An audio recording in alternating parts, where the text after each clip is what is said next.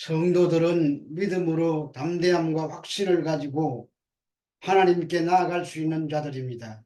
그것은 예수 그리스도의 십자가의 은혜로 죄인 되었던 우리가 하나님과 화평을 이루었기 때문입니다.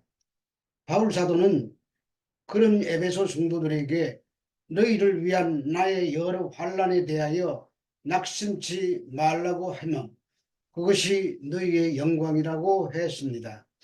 바울이 깨달은 복음의 핵심은 예수 그리스도의 십자가였습니다. 십자가는 세상이 알 수 없는 하나님의 지혜입니다. 십자가는 수치스럽고 연약해 보이지만 거기에 하나님의 영광이 감춰져 있습니다. 바울이 그 환난 속에 감춰진 비밀을 깨달아 안 것처럼 성도들 또한 깨달아 알아야 할 비밀입니다. 그래서 어떤 환난도 고난도 더할 수 없는 영광임을 발견해야 합니다. 하나님의 사랑은 원하는 방식대로 주어지는 것이 아닙니다.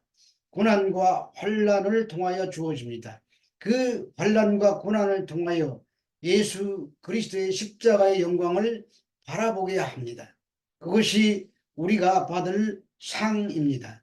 이 하늘의 상은 세상에 말하는 그런 상이 아니라 예수 그리스도를 통하여 하나님 나라에서 영생을 누리는 상입니다. 그런 상을 바라보며 사는 우리들은 어떤 기도에 집중해야 하는지 함께 은혜를 나누도록 하겠습니다. 에베소서 3장 14절에서 15절의 말씀입니다. 이러므로 내가 하늘과 땅에 있는 각 족속에게 이름을 주신 아버지 앞에 무릎을 꿇고 비노니, 이름으로 라는 접속사로 3장의 전반부와 연결시키고 있습니다. 그것은 바울이 환난을 당하며 투옥된 끝까지 모두가 다 너희 에베소 성도들에게 영광이 된다는 말입니다. 그러면서 에베소 성도들을 위한 기도를 시작합니다.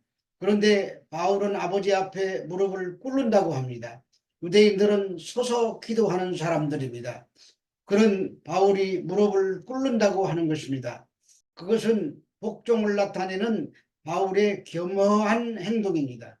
이처럼 바울은 복종하는 마음으로 하늘과 땅에 있는 각 족속에게 이름을 주신 하나님 앞에 기도합니다.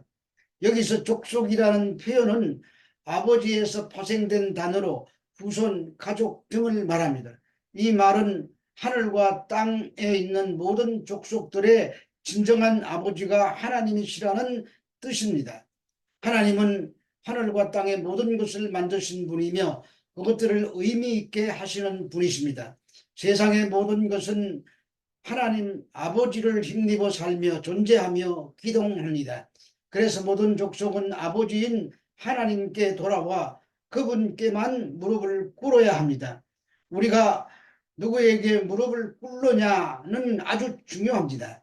세상 것을 사랑하여 돈과 명예와 권세 앞에 무릎을 꿇는다면 망하는 길로 가는 것입니다. 세상 것들은 일시적인 것들입니다. 우리들의 목숨이 끊어질 때 물거품처럼 사라질 것들입니다. 그러므로 우리는 우리의 미래를 하나님께 맡겨야 합니다. 하나님과 동행하면 우리 존재 자체가 복의 통로가 되어 벌판에서도 요셉처럼 복을 받고 사막에 던져져도 복 덩어리가 되는 것입니다. 바울은 이 하나님 아버지께 무릎을 꿇었습니다. 그 아버지는 모든 만물의 아버지십니다. 만물이 그를 통해서만 존재하고 그분 안에서만 의미를 가집니다. 우리가 섬기는 하나님은 많은 신들 중에 하나가 아닙니다. 그분은 유일하신 분이시요 실제하시는 만물의 창조자요 주권자이십니다. 에베소서 3장 16절에서 17절의 말씀입니다.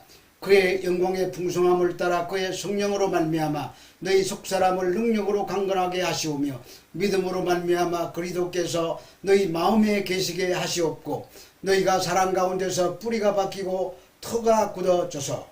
이 부분은 에베소 성도들을 위한 바울의 세 가지 기도 제목 중 첫 번째 부분에 해당합니다. 한마디로 강하게 하옵소서입니다. 이것은 외적인 강함이 아니라 속사람의 강함입니다. 겉사람이 물리적인 몸을 가리킨다면 속사람은 내면의 마음과 관계되어 있습니다. 이 속사람이 우리의 존재를 형성할 뿐만 아니라 삶의 방향을 결정합니다. 오늘날 많은 사람들이 육적인 건강에 지극한 관심을 두지만 우리 내면의 건강에 대해서는 관심이 없습니다. 물론 마음의 건강을 챙기는 사람들도 있습니다. 그러나 진정한 내면의 건강은 노력으로 얻어지는 것이 아닙니다. 속사람의 강함은 그의 성령으로 말미암아, 즉 하나님의 성령을 통해 우리에게 주어지는 것입니다. 성령께서는 창조의 영이시며 죽음 속에 생명을 불어넣는 부활의 영이십니다. 하나님은 성령의 능력으로 그리스도를 죽은 자 가운데서 일으키셨습니다. 그리고 하나님은 세상에 생명을 공급하시고 성령의 능력으로 속사람을 강건하게 하십니다. 마른 뼈에 생기가 들어가서 큰 군대가 되게 하신 것처럼 하나님은 성령으로 죄와 허물에 죽어 있던 우리에게 생기를 불어넣으시고 일으켜 세우시는 분이십니다. 우리는 하나님을 만물의 주권자로 믿을 뿐만 아니라 성령의 능력으로 역사하시는 분임을 알고 믿어야 합니다. 능력은 눈에 보이는 것에서 나오는 것이 아니라 보이지 않는 하나님과 성령을 통해서 나옵니다. 바울은 성령으로 속사람을 강건하게 하여 주시라는 기도를 17절에서 믿음으로 말미암아 그리스도께서 너희 마음에 계시게 하시옵고라고 하십니다. 믿음은 그리스도와 우리를 연결하며 그리스도께서 주시는 생명에 참여하게 하는 전선줄과도 같습니다.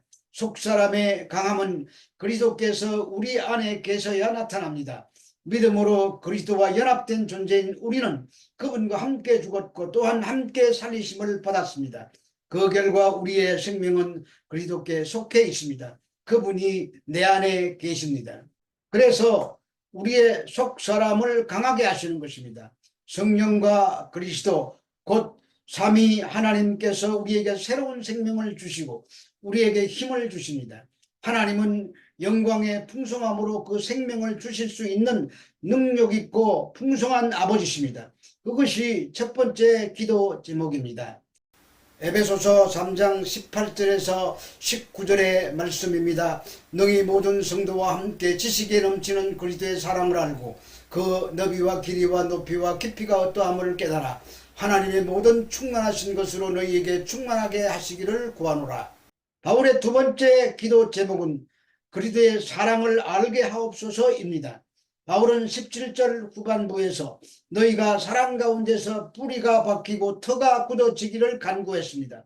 견고하게 뿌리 내린 나무의 이미지와 굳건한 건물의 이미지로 성도들의 모습을 묘사한 바울은 그 기초를 사랑에 두고 있습니다. 하나님은 사랑 안에서 우리를 택하셨고 그 사랑 때문에 우리를 다시 살리셨습니다. 사랑은 하나님을 움직이게 하는 동인입니다. 그래서 바울은 에베소 성도들의 지식에 넘치는 그리스도의 사랑을 알기를 간구하는 것입니다. 여기에서 능히에 해당되는 헬라어 에시스퀘세테는 강건해지게라는 뜻입니다. 이미 사랑 가운데 뿌리가 박혀 있는데 또 하나님의 사랑을 알아 강건해지라고 합니다. 그런데 19절 전반부에서 말씀하시는 것처럼 그 사랑의 너비와 길이와 높이와 깊이를 알아야 합니다. 그리스도의 사랑의 광대함을 알아야 한다는 말입니다. 그리스도의 사랑은 인간의 지식으로 측량할 수 없는 무한한 풍요를 말하며 하나님의 구원하시는 모든 사역의 풍성함을 말합니다. 그 사랑은 오직 하나님의 계시를 통해서만 알 수 있으며 성령을 통해서만 깨달아 알 수 있는 것입니다. 하나님께서도 우리가 아직 지인되었을 때에 독생하신 아들을 내어주심으로 우리를 향한 하나님의 사랑을 확증하셨습니다. 모든 성도와 함께라는 표현은 홀로 말씀 연구 많이 해서 깨닫는다는 말이 아닙니다. 교회에 모인 사람들은 문제가 많은 자들입니다. 숨도치처럼 가까이 갈수록 서로 찌르고 싸웁니다. 그래서 서로 배려하는 법을 훈련하고 절제를 배우고 하고 싶은 말을 참게 되는 것입니다. 상처도 받고 문제도 많습니다. 그러나 우리는 바로 그곳에서 넘치는 그리스도의 사랑을 훈련하고 연습해야 합니다. 이어서 세 번째 기도로 연결되고 있습니다. 하나님의 모든 충만하신 것으로 너희에게 충만하게 하시기를 구하노라고 합니다. 바울이 세 번째 간구는 충만입니다. 이 말은 하나님의 말 충만에까지 우리를 충만하게 한다는 의미입니다. 하나님의 모든 충만에 이르는 것이 우리를 구원하신 목적이자 목표라는 말입니다. 그렇다면 하나님을 가득 채우고 있는 것이 무엇이겠습니까? 사랑입니다. 그리스도를 통해서 나타난 측량할 수 없는 하나님의 사랑입니다. 하나님은 그리스도를 통해서 세상을 통치하시고 그 다스림이 세상에 충만하도록 하십니다. 그 다스림의 본질이 사랑입니다. 그 사랑 안에 뿌리가 박히게 하시고 깨닫게 하시며 충만하게 하십니다. 그래서 세상을 향해 그 사랑이 흘러넘치도록 해야 하는 것입니다. 에베소서 3장 20절에서 21절의 말씀입니다. 우리 가운데서 역사하시는 능력대로 우리가 구하거나 생각하는 모든 것에 더 넘치도록 능히 하실 이에게 교회 안에서와 그리스도 예수 안에서 영광이 대대로 영원 무궁하기를 원하노라. 아멘. 그런데 바울의 기도가 가능성이 있는 기도이기는 합니까? 교회 안에 그리스도의 사랑이 부어져서 삼위 하나님의 충만한 사랑에까지 이를 수 있겠습니까? 다들 교회에 사랑이 없다고 비아냥거리는데 과연 이것이 가장키나 한 기도입니까? 우리는 이미 숱한 실패를 경험하고 수많은 상처를 교회 안에서 받으며 그런 것들을 포기한 자들입니다. 그러나 바울은 확신합니다. 하나님은 능력의 하나님이십니다. 그 능력으로 여전히 우리 가운데 일하고 계십니다. 하나님은 죽은 자를 살리시고 불가능을 가능하게 하십니다. 성도의 성숙과 교회의 성장은 우리의 능력에 달려있지 않고 우리를 사랑하시는 하나님의 능력에 달려 있습니다. 그러므로 비록 우리는 연약할지라도 우리 안에서 일하시는 하나님은 강하십니다. 그래서 신뢰해야 합니다. 그분은 우리의 간구와 생각보다도 더 넘치도록 일하시는 분이십니다. 왜 교회에 소망이 있습니까? 그 능력의 하나님께서 교회를 통해서 일하시고 그리스도 안에 있는 교회 안에서 영광 받기로 작정하셨기 때문입니다. 그래서 교회의 머리로 그리스도를 주셨습니다. 교회의 능력은 우리 스스로에게 있지 않습니다. 그리스도의 만물을 창조하시고 다스리는 능력의 아버지께 있습니다. 심지어 그분이 우리를 사랑하고 계십니다. 그것이 때때로 우리가 부족함과 연약함 속에서 넘어지더라도 다시금 일어설 수 있는 유일한 근거가 됩니다. 하나님의 행동 원칙의 기초는 사랑입니다. 우리의 구원이 거기서 시작되었습니다. 그리스도와 하나님의 다스림 가운데 있는 교회는 그 사랑 가운데서 충만하도록 결정되어 있습니다. 비록 우리는 부족하지만 그리스도의 사랑의 능력으로 그 부족한 사람들 가운데서 넘치도록 일하십니다. 거기에 교회의 소망이 있습니다. 성도 여러분, 우리는 속사람이 강건해 믿음에 굳게 서야 합니다. 그것은 우리의 노력으로 되는 것이 아니라 성령으로 됩니다. 그리고 그리스도의 사랑을 알아야 합니다. 그 사랑은 너비와 길이와 높이와 깊이를 알 수 없는, 측량할 수 없는 사랑입니다. 그래서 하나님의 충만으로 우리가 충만해져서 그 충만함이 세상으로 흘러가도록 해야 합니다. 이것은 도저히 불가능한 일처럼 보이지만 모든 것에 넘치도록 하시는 하나님이 반드시 성취해 내실 것입니다. 이 놀라운 영광에 우리 모두 참여하게 되는 은혜가 있기를 우리 주 예수 그리스도의 이름으로 축원합니다.